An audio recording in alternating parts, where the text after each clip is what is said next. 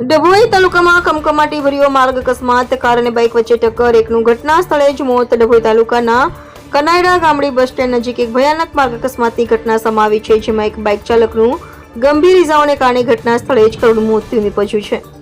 આ અકસ્માત ડભોઈ શિનોર રોડ પર થયો હતો. ડભોઈ તાલુકાના શિનોર ગામ નવીનગરી વિસ્તારમાં રહેતા 56 વર્ષીય રમેશભાઈ ચતુરભાઈ વસાવા ઉંમર વર્ષ 56 પોતાની બજાજ કંપનીની ડિસ્કવર મોટરસાઇકલ લઈને કનાયડા ગામડી બસ સ્ટેન્ડ પાસેથી પસાર થઈ રહ્યા હતા. તે જ સમયે હ્યુન્ડાઈ કંપનીની i10 4-વ્હીલર ગાડીના ચાલકે પોતાની ગાડી પૂર ઝડપે અને અત્યંત ગફલતભરી રીતે હકાવી બાઇક ચાલક રમેશભાઈને પાછળથી જોરદાર ટક્કર મારી હતી.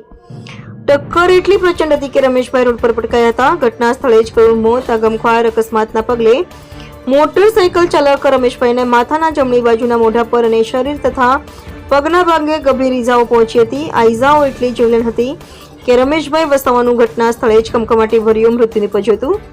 અકસ્માત બાદ આસપાસના લોકો એકઠા થઈ ગયા હતા અને પોલીસને જાણ કરવામાં આવી હતી.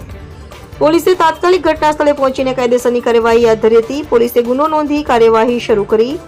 ડભોઈ પોલીસે કાર ચાલક વિરુદ્ધ બેફામ ડ્રાઇવિંગ અને અકસ્માતે મોત નિપજાવવા બદલ ગુનો નોંધીને આગળની તપાસ શરૂ કરી દીધી છે. મૃતદેહને પોસ્ટમોર્ટમ માટે હોસ્પિટલમાં ખસેડવામાં આવ્યો છે અને અકસ્માત સર્જનાર કાર ચાલકની ધરપકડની તજવીજ હાથ ધરવામાં આવી છે.